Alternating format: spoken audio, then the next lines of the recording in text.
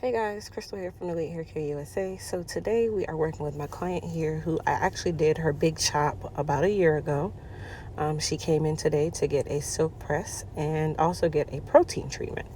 So before we got to the trim stage, we shampooed and conditioned her using our Moisture ELT shampoo, and then we did our protein treatment using our Elite Super Reconstruction protein system.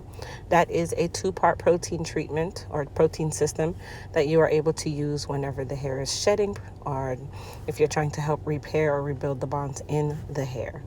So from there, that is when we went ahead, got her dry, blown out, and we are now giving her a trim.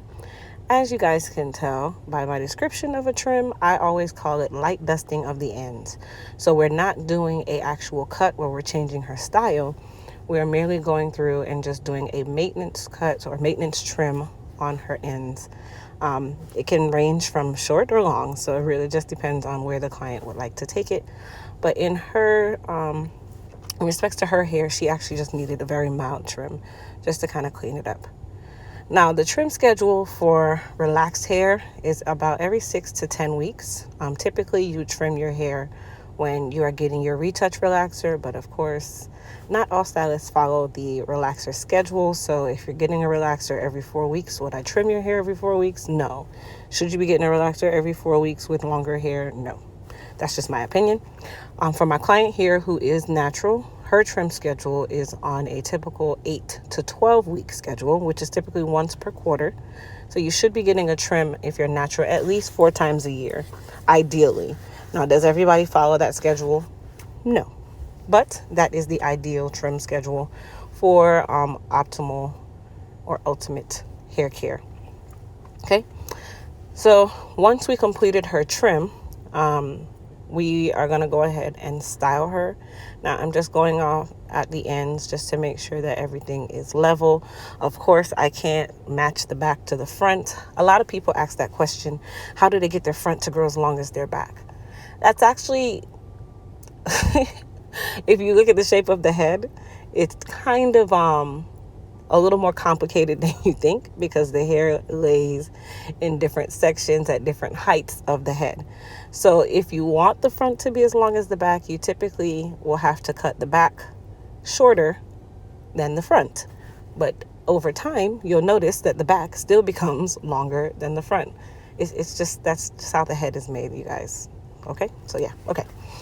Anyhow, I sprayed a little bit of Sebastian Shaper Plus hairspray on her hair, and then I'm just using my H2 Pro titanium 1-inch iron in very large sections to curl her. Now, at home, I'm going to stress this in every single video, no matter what I'm doing. Please, if you would like to be able to curl your hair on a daily basis at home, I do not recommend titanium irons. I recommend ceramic. There is a ceramic version to this iron, or you can use another quality company's iron of your choice. And then, of course, if you guys notice, I am doing sections that are almost 1 inch to 1.5 inches in size. I already silked her out, so I'm not going through trying to silk her again. This is merely for the style, okay? So please, just follow my words. Thank you. All right, so after we curl the back, which is, I'm not really saying it's a curl, it's more like a bump. A curl is a curl. This is more like a bump, like a wrap. But of course, I still wanted her to have a little bit of body. I still wanted her to have some movement. And then she does have a good density of hair. So it's nice and full. But of course, if you had a finer texture of hair, we could also give the illusion of fullness just the same. But as I said, it's an illusion.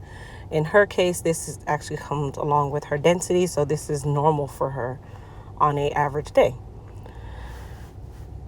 Now, if you want the curls to be, or the bump to be a little bit more defined, you are of course welcome to curl a little bit tighter, or you can curl the hair and pin it in place in what we call a pin curl or a C shape, and that will lock that curl in a little bit more. Now, most people don't want that big density or that large volume head. They want it to appear to be just more natural and flowy. So, of course, for her, I didn't do that. I just went through and bumped it as I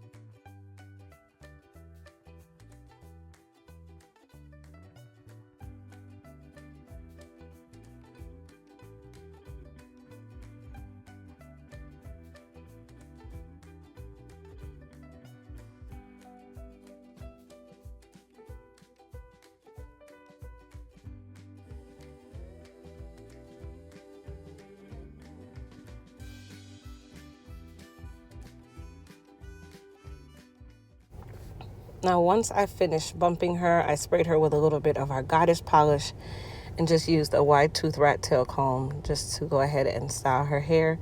I want you guys to take note of these layers, these feathers, and if you notice it's not frizzy or fuzzy on the ends. So that is also something that I recommend when you are using your iron, to make sure you maintain pressure all the way from the beginning or the root of the hair to the last piece of hair falling out of the iron. Also, a trim makes a huge difference in the outcome or the finish of your style. And that's really just it. But I hope you guys enjoyed this video. Please don't forget to subscribe to my channel, thumbs up this video, comment, tell me what you guys think, tell me how often you get your hair trimmed, and I'll see you guys in the next video. Thanks for watching.